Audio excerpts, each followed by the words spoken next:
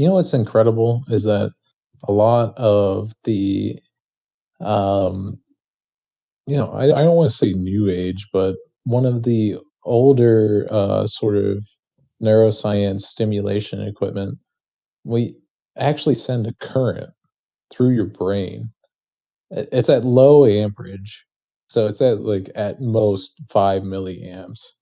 Probably less than 10 milliamps because 10 milliamps you'll feel shock. It's at like to the point where you feel a tingle is Yeah. how they So. describe it, and at most a scratch Hmm. from irritation, Yeah. so it gets itchy. Mm. It'd probably be like those the fake gums where somebody'd ask you for a piece of gum and then Oh, I don't know. you'd go ahead, stick your finger out, and you'd pull a That piece of sounds gum like out. too Nice much. little shock. That actually never bothered me. I remember that back in It Some was of the them are surprise of it. vibration. It was the sixth surprise grade. of it. It was the surprise, but like back in Yeah. sixth grade, I knew a kid who had that, and I pulled it, and I it wasn't like a shock. It was more like a vibration to me, and I could just feel it in my whole forearm. And I was like, "This feels cool." And he's like, "Oh, you're weird." See, it definitely got me because I was not expecting it at all. I mean, my first time, I was probably like, "Whoa!" It was a shock, and then it was like, Yeah, I mean, it's not much of one, but hold it's the surprise that gets you. I think there was if I remember right, there was like a pen version too, where you could you'd click the pen to make it work, and you'd get shocked when you'd do that. So somebody there's the one that "Can I went borrow around your the pen?" palm. And then you give them Possibilities are that one, and then endless. they go ahead and hit right, and they get shocked. There's the Could you classic one on the imagine? palm where you go to shake the hand as well. Yeah, that one was that was a classic one. The Could gum you one. imagine like the guy who doesn't want people to smoke around him anymore? Gives him a lighter. Like, stop asking me for a lighter. Like a pack of cigarette version where there's Oh, one cigarette gosh. left and they go to pull it out. Yeah. I've heard about this little oh god, what like it's a little psychological effect. Apparently, like if you offer someone gum and then don't take any yourself, it kind of like messes with their brain a little bit. I'd like to try that out. You know what? Yeah, I'd like to try that as well. I feel like if I were offered a piece of gum and they didn't even chew some gum themselves, I feel like there'd be something wrong with the piece of gum. Like, why are they giving it to me and Yeah, that's not taking any themselves? That's what really gets you. That's weird. I know there's like just put it away. There's some things that I'm curious about. So there's like things about being indebted to people. People really don't like it. Oh, they don't like it at all. So I don't like it. Yeah, I can tell. So like the idea of being indebted to someone, like even if it's not wanted, the person still feels like they have to kind of contribute up. So that's a common sale tactic is that you give something that doesn't really cost you at all, but then the person feels obligated to kind of help later. offering free So then you coffee or fish whatever at them. the store. Yeah. Yeah, so if I you have no issue with that. There, it's like it's No, but it's like a psychological thing. Like you walk in, you're like, oh, free coffee. Like they're being nice to me. Like you might not think about it like yourself, but like subconsciously, you're like, oh, it's a place of giving almost. You want to pay them back. Understand. Kind of pay it forward. Quid pro quo. You want to be a team player. So it happens. It happens, and some people take advantage of this. If you want to take advantage of this, and you go out, actually picking up the first round of beers is more profitable in this sense than picking up any other round because people will always remember that you picked up the first round. Yeah, you know what? That makes sense. Because everyone wants to go do it, and then also like people start getting inebriated later, so this effect kind of takes on a little bit man, I'm so heavier. happy you bought me my first beer. Like, I can't wait till these bars open up, and I'll take you guys out. See, it's not gonna work because I'll just I'll be like, "You gonna buy the second round too?" I just keep my own tab. Yeah, I know how we would work. We would go. Unless something special happened, we probably would pay for our own. We could go to a B-Dubs, Grant. Watch a Browns game. Yeah. And get some cheese curds sent to us. cheese curds. Oh God, I forgot about that till this very moment. What else was I gonna say? That was a big inside joke between us. Yeah. Cheese curds is great though. Yeah, we've got a few good stories. Like that. Me and you, Chad. I was thinking about the other day about stories we could tell on the podcast. The one that I was thinking about, or at least a couple of them, is we could talk about the Detroit Lions game. That was that was a good story. It was I think what the saddest part. I don't want to. We tried to get Noah to come, but Noah was. I thought it was the Tigers. Yeah, the Detroit Tigers. Tigers. Oh, you said Lions. My bad. Oh, yeah, Lions? Tigers. Sorry. Yeah. Yeah. We went I to was about to say we went to the Tigers game. I don't want to spoil the story because that one's like a. That's kind of an episode. I mean, we can make it an episode. We're an hour and a half in this one. It's almost. I still haven't even talked. That's not. We're not going to talk about that one yet. But like, come on, we'll go to the next episode. And look at. We can totally tease. Welcome to episode number 3. Next episode. If we just give them a good John Gilligan cliffhanger. We're gonna save that one. The Cedar Point story is not too bad. Cedar Point, we gotta go back. Yeah, I've been wanting to go back. I want to go do some stuff. Yeah, we need to go. My Slaverin has come to an end here. I'll let you know. Like, yeah. So I'll kind of share with you. This is, knock on wood. My last final that I took was today before I started talking to y'all. Yeah. Yeah. How did it go? How did it go? You think you did pretty Not well? Yeah. Not well. From what I heard from my classmates, I was going to give you some claps, but yeah. Well, from what I heard from my classmates, it also went not well for them, and there were also technical difficulties. I'll have to say this though: this was the only class where I experienced these sorts of technical difficulties with this new style of testing. So, all in all, I'm going to have to say there's a right way to do online courses and there's a wrong way to do online courses. I got a little bit of a taste of the wrong way. And all in all, I'm going to have to say that the wrong way to do online courses is when you really try to force it just to be another in-person class. And so kind of what I'm saying here is that it was still a paper test. It was still everything that I would have done in the classroom, but now I have to go through the hassle of doing the submission online or seeing the questions online, which, you've gotten the freedom of doing these things online and you're not going to take advantage of it. The right way to do online classes is to notice this opportunity really and not see it as an issue, and then kind of make it closer to what it's going to be like in the real world. Yeah. Actually, that does remind me about one of my professors, my geology professors. He let you bring everything, all your books, all of your notes, like lecture notes and everything that went throughout the class. And normally you would think, oh, that means the tests are going to be easy. That was not the case, because he wanted you to think. He wanted you to use all of those notes and be presented with different situations that he hadn't talked about in class, but you can apply the things that you had learned to it. So that's definitely, I think that's honestly the best way to learn and test yourself on how you learned. Yeah, a little piece of advice for anyone out there. If a teacher gives you the option for a take-home or an in-class, always take the in-class. Yeah, take-home test. Do not take a take-home.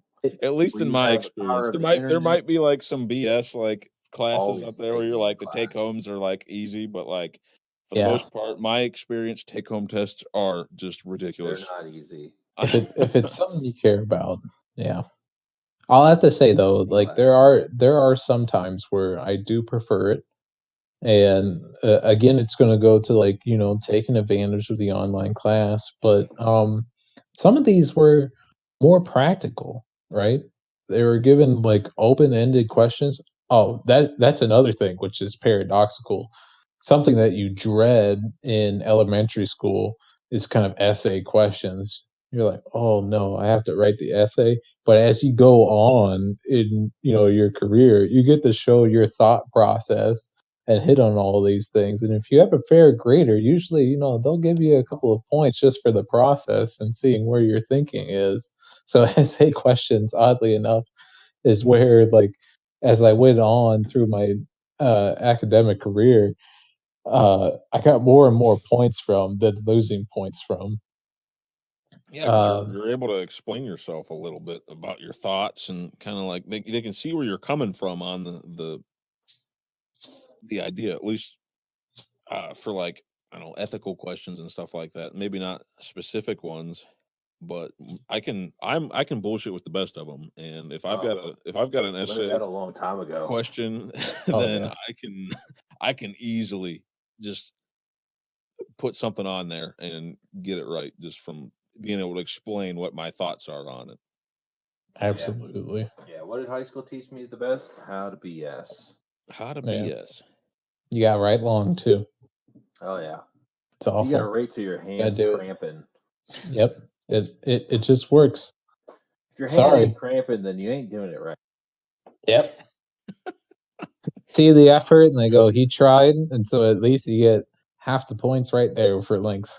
Chad, I'm gonna like clip that audio bit right there. If your hand ain't cramping, you ain't doing it right. Oh gosh. Oh no. Goodness. Oh, out of context. If your hand's cramping when you're doing that, then you've been doing it way too much. Yeah, you made it even worse. Well, I went straight for it. I didn't You leaned in around the bush. I leaned right into it, and I took that. I took it. I understand what you're saying. Oh my god! All right. We maybe I should get winding down on this. All right. Let me just cover on how to do on. Right. We're starting to make some nasty jokes here. But I don't want to stop. That's the thing. Like, I enjoy talking to you guys just too much that I don't want to stop. All right. Let's just pivot. I'll 3-point stance it here and go right back out and say that the way to do online right is, again, to acknowledge that you're online, but also to kind of make it so that way it's more like an organic environment. So why not have people use Google? You don't know a question that's what I did. You're working on. Yeah. Use Google. Yeah. That's what you're going to do in the real world. That's absolutely what you're going to do. And it was fair game. I can't tell you how many times I've Googled stuff while at work. I don't know what this is, so I Google it and I get an answer. Boom, just like that. Okay. That's the biggest thing about college. You certainly learn a bunch of knowledge along the way, but the biggest thing that you need to learn while you're in college is how to learn and how to apply that stuff. And how to filter bullshit. Yeah. Like, don't just take everything that's out online and just say, like, oh, well, this is it, and then go apply it to your problem. But also see, like, if those arguments are going to hold. Is it going to hold for your scenario if it is a good argument for that one scenario? And that's exactly what we did for these other two finals. So they were more like projects. So you had your questions or you had your things that you had to work on, and you had to answer them, which, if you didn't take the class, you probably wouldn't have been able to answer them, or you wouldn't even need to take the class to begin with. So the class does merit something, but at the same time, it kind of shows like more of what you can do with the class, right?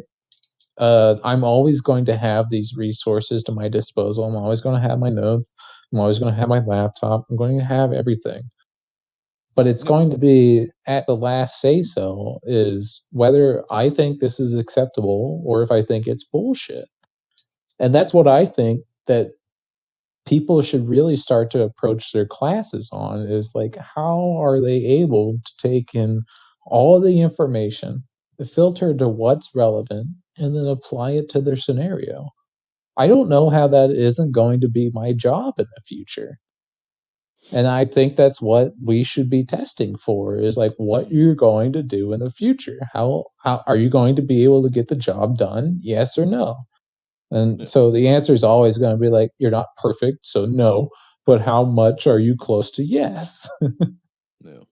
I think the biggest problem with the online classes that you're describing is I'm going to assume that this wasn't going to originally be an online class. No, Right. no. Yeah. So I go The to professor had yeah. already laid out this how he was going to do this class, and when it was decided this was going to be online, I mean it would have taken a lot of effort to maybe have rearranged the class into a more online oriented style. So It he's probably got more going on than just teaching this class, right? So he's it already put the time into what he was going to do here, and then it's like, oh, now I got to throw all that away and like rearrange everything now. Yeah. He's got it other stuff on his absolutely docket. does. Yeah, absolutely. So, I can't speak for all universities, but at least at the Ohio State University, we took another week of spring break. I imagine that it's quite similar for other universities, especially in Ohio. But the reason why that week was there is to kind of do this transition. Yeah. It was at the beginning of our spring break that we kind of got notice of this outbreak and then it's going to be a pandemic in our country. And it was very certain that this was going to happen. We're going to transition on online classes and we're not going to have people on campus and buildings got shut down.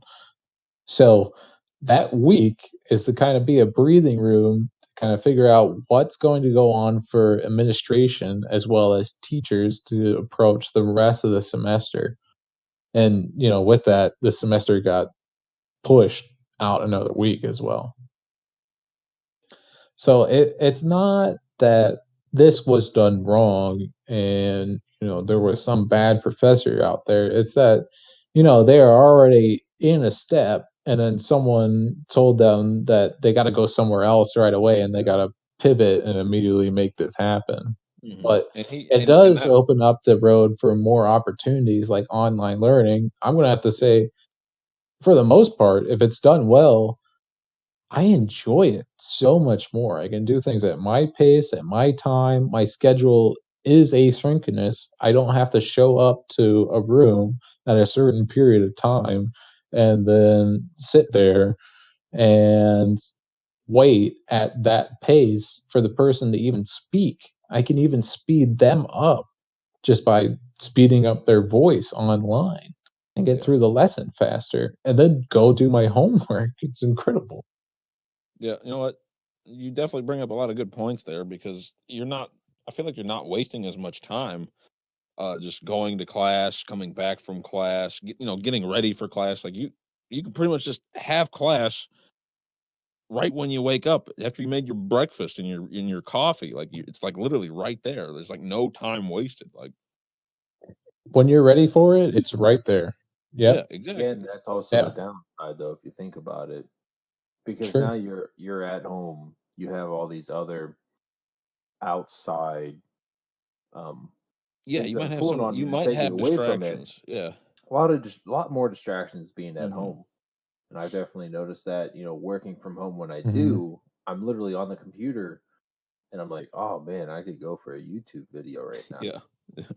Oh, yeah. But I'm still technically on the clock, so you don't do that. You put on music or whatever, but you know, Yeah. Well, you got all these outside distractions more distractions, and you're also not in a what could be seen as a learned environment. It's the same reason why people say you shouldn't have a TV in your bedroom because that Mhm. brings to the count that you no yeah. longer have that space for just sleeping.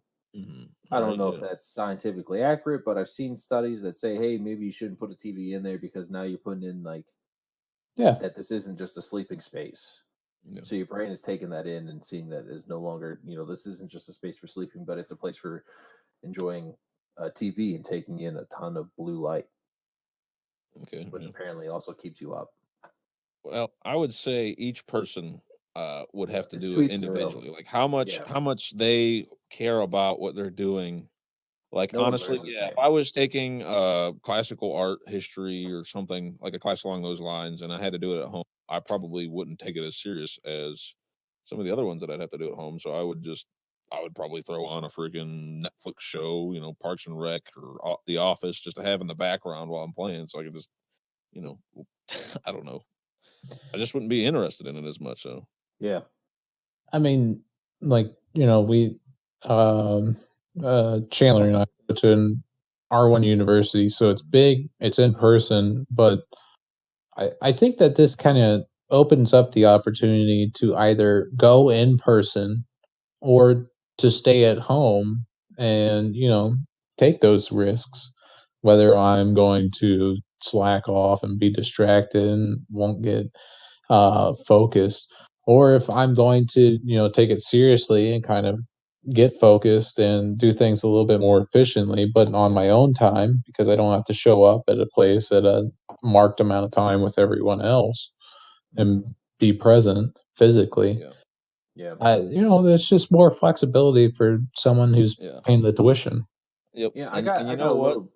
Oh, I'm sorry. Go ahead, go Landis. There are so in my case in geology, I would say most of the lectures probably could be done over online, but the Mhm. labs, you You would gotta have to be there come in in. person. You Yeah. would have to come in there. You would have to be physically interacting with the rocks, the minerals, all of the different things, the fossils that you might be looking at that day in class.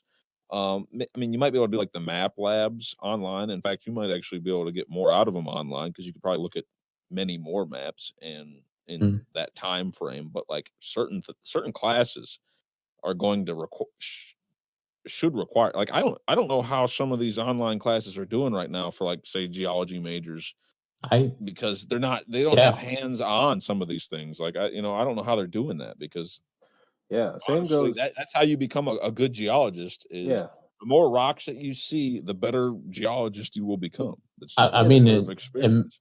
imagine being a chemist, like, Yeah, doing yeah, a chem lab right now. I don't exactly. know what they did as an undergrad. I was in chem lab, and I had at least a 3-hour slot Yeah, every Wednesday yeah, that you I get to can do stuff. remember. Like, Yeah. what am I supposed to do? Like, am I just supposed to Are they say, like, gonna what have, like, was going to simulations? happen? I mean, honestly, in my opinion, that wouldn't be too bad.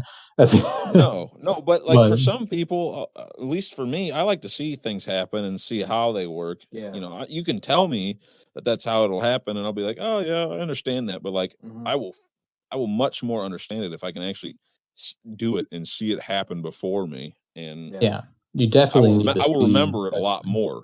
Yeah, and it's pretty interesting because both you guys are in a type of science field, so your labs would kind of require you guys being there in person. But I even had labs as well for a lot of the stuff that I was doing, whether it was an electrical lab or my concrete lab or wood lab or whatever. And in those, we were kind of putting stuff together, and it required you being there in person. You want to figure out how a current works.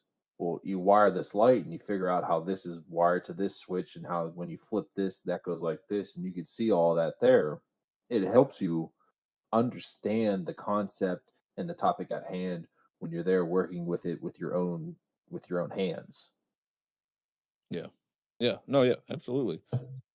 I think So that's I the mean, best way to it learn is transpires. Yeah, hands-on. It's the best way it's to how learn. I learn best, at least.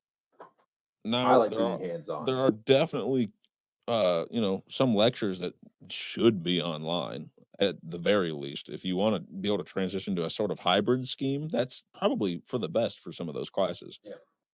Yeah. you I know? had a class last semester that we would get behind on topics. So the professor had videos, or he would make a video and he put that online, and you have to watch the video. And just like Noah, I would speed it up and take notes as he's going through it.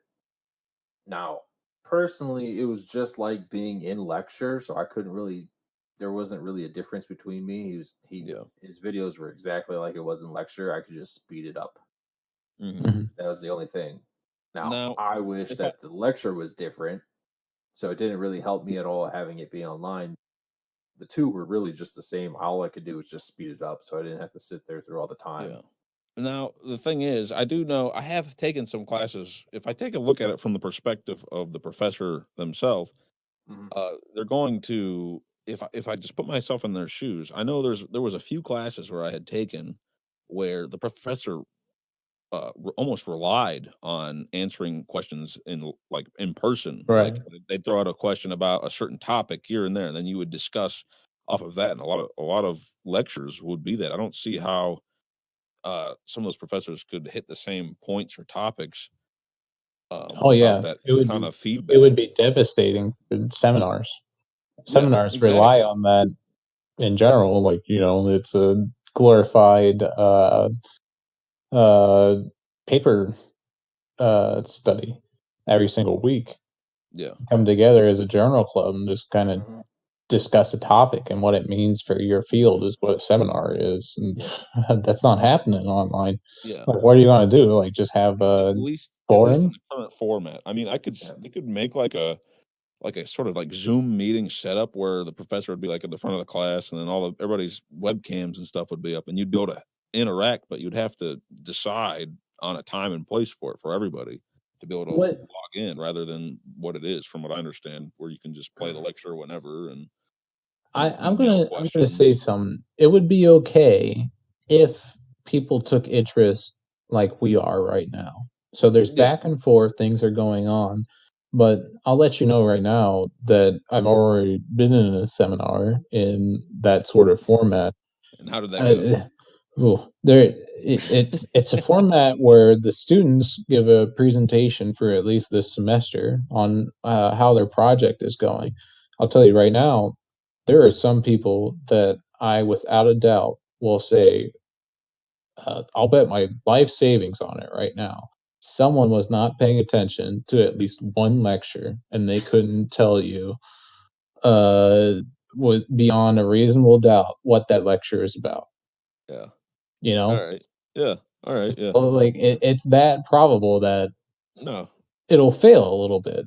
I Yeah. mean, so yeah, the I person think doesn't get out for as much as they sure should from those that. types It's their it's their choice though.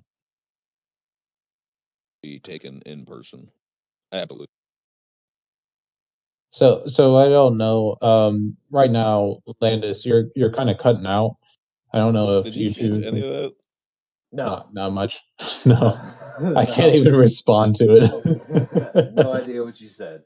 So I'll kind of stall. Well, I What is want to say happening something though, right? real quick, Have we and been we're recording probably for gonna have to too cut long? this off because it's L- getting late and we've been talking for like leave the an chat and re-enter. No, please. You're just hour. gonna have to Okay, do it. you're just gonna have to leave. Yeah, we'll just talk. Go on, Chandler. But anyways, I wanted to talk about when I was at Kent. The only thing Right. I didn't like about online classes, at least now, I don't know how the Zoom and all that goes, but with like lecture, if Hmm. everyone was on there, the only thing that I don't like about it is you can't get instant feedback from a teacher if you have a question. You'd have to at least wait Yeah. a little bit. I mean, you can get the answer eventually, but I Hmm. like the idea of having instant feedback. But when I was at Kent, one of my accounting classes I took from home online, and it was also in person, but I took the online portion of it. So Yeah. I would tune in for the lectures, and I could see the lecture, see the notes as the teacher's going through it, Mm.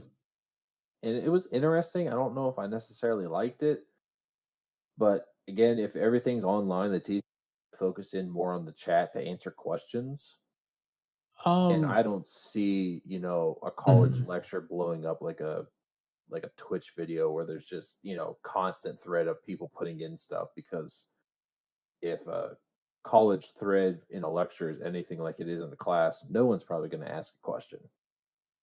Yeah. So, kind of get at there was a class that get basically your format, but only with the circumstances that we have now. You can tune in, you can watch live, or you can watch the recorded lecture, which is mainly what I did. I watched the recorded The recorded lecture. lecture. Yeah, But but how you could did ask questions in live time, yeah. and Okay, as long as there's I a way think to there ask was a questions couple in live time, came up. because I like the idea of getting instant feedback and not having to Right. wait. Because again, these are Mhm. teachers, and even though everyone's at home, they're still grading homework. They're still probably answering other people's questions. But if I have an opportunity to get instant feedback, I would like that. That's the only thing that I didn't know if that was happening in class now. Obviously, because I'm not in class now, I'll be going back next semester, and it'll be interesting to see how things change class Yeah, wise. it definitely can happen. I I understand what you're talking about. There might be a little bit of delay if you wait outside the class period, but I think that, giving people the option to be in during the class period and have that instant feedback, if that's something the person needs, would also make it a little bit more rigid and structural for the person. That could be a benefit or, a hindrance depending on what their schedule is like. But yeah, the opportunity is still there. Yeah. Now I want to think about it from the professor standpoint some more. Yeah. I know a lot of these professors do this for the gratification of, like the good feelings that you get for helping out young people and in furthering their Oh, education. it's not only that, but you also kind of rely on that student feedback to make sure that you're doing a Exactly. good job. Exactly. Like, I don't know. Do we you get the we are same sitting flow right of here going back and forth, and we kind of know that we're doing a good job right now. We can feel the emotion and the type of questions they're getting fielded. yeah. Uh, we know that we have some sort of understanding. To not get feedback and just do a video, it's like You're kind not of getting any swinging enjoyment blind. from that. Like I don't like the professor. Like I don't Yeah, know. and enjoyment. In Yeah, terms of sure. like Could be. gratification, like self, like I don't know. Like what I'm trying to go here for is a lot of professors like to I don't feel good about themselves, Mhm. and like they'll feel better about themselves if they can see like their students are enjoying the lecture, they're taking part of the lecture, and like when you're just videoing yourself in front of an empty room of Yeah. people and maybe like 5 people out of your 30 class are watching you live, maybe asking you some questions. I mean, it just doesn't feel like, I don't know, they might not be getting everything they want out of it because I know You you I don't would just imagine. you just aren't a professor just for the money. I mean, certainly, yes, Yeah. that's your job, that's what you want, but a lot of them, it's a part of, making the world a better place, at least in their eyes. You're helping out young people, and you just don't get that same kind of feedback when everybody's away from you online watching it later. Like you just don't get that same feeling. You might be doing the same thing. So You to might have kind a of passion for the Noah, job. you work in science, so a lot of your professors and stuff, unfortunately, they're not professors first. They're scientists first. These Yeah, I guess I went to a smaller they're out university where it might building, have been a little bit they're different, but researching. So like research is first, at least from some of the things that Noah talked to, and then teaching is second. yeah, right, right. So there's a few things with professors that people can not get their perspective of. Uh, Chandler's touched upon a little bit of it, but I mean, just like Landis has said, not every professor does the same job. Um, with some professors, their first job is to do research, or yeah, if they're not in a field of scientific study or historical study or something of the sort where it's labeled as research, it's to kind of produce. So with English, for instance, you might be someone who is in literature. Then part of your job is to also produce literature, or to kind of produce poetry, something of the sort. And then since you are practicing, the idea is that you would be a good teacher because you're always learning and you're always getting the cutting edge. The first thing is that in at least the field that I'm in science, and I imagine in other fields as well, with you know other forms of science, other forms of literature, other forms of history, so on, is that you first go do research, or you first go do and practice your art, and then you go teach second. So that way you yeah, can always give like a good kind of up to date product, but at the same time you continually hone your own skills, so that way you're at the top. That's kind of what a research institution gives. Now, even in a research institution, not always do all professors have that sort of position. Here at the Ohio State University, we have adjunct professors who are basically like how the name sounds. They're kind of stuck in between two things, even though some people make a career out of being adjunct. They're contract to contract. They do teaching only. I've had great lectures, like very well organized lectures from adjunct professors. They've done great job. I know some adjunct professors who have made a career out of it, and they've just stayed at the Ohio State University. Uh, I sometimes I get better understanding out of those than I do out of the ones who are primarily focused on research. It just depends.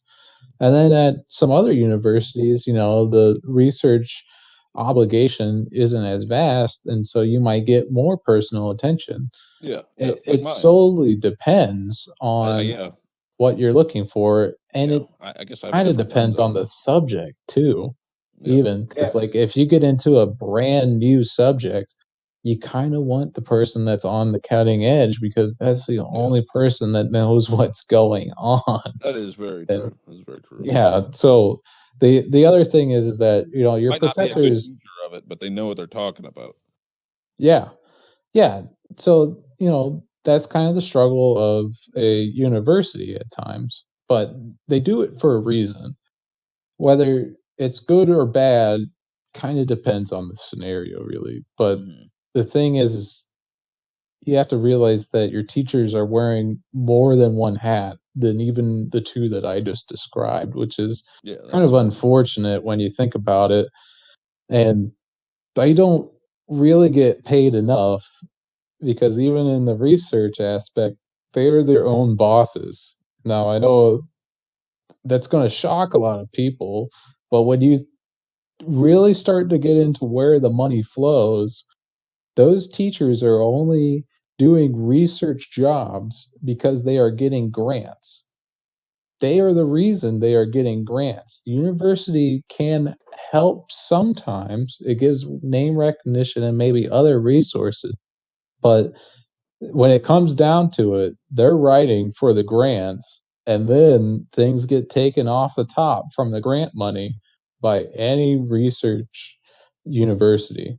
That is a Somebody given. needs to And tell then these they dole teachers, it back "You out. can't have my Landis." You're like, What? He kept saying grants, so I was like, "Somebody needs to tell these okay. teachers they can't have my Landis." Bad pun. Boo. That one's for Joseph.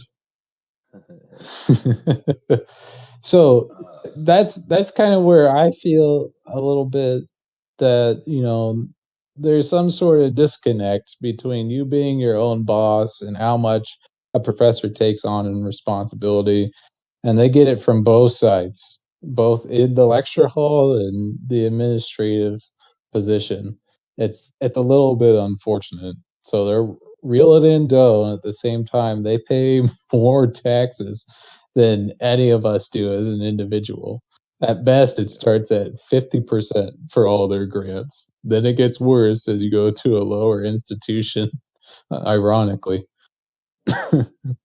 Yeah, it is pretty tough. And it is a lot to ask of them to be able to move their classes to an online situation. And some of them, it might not even be their first priority. So, yeah.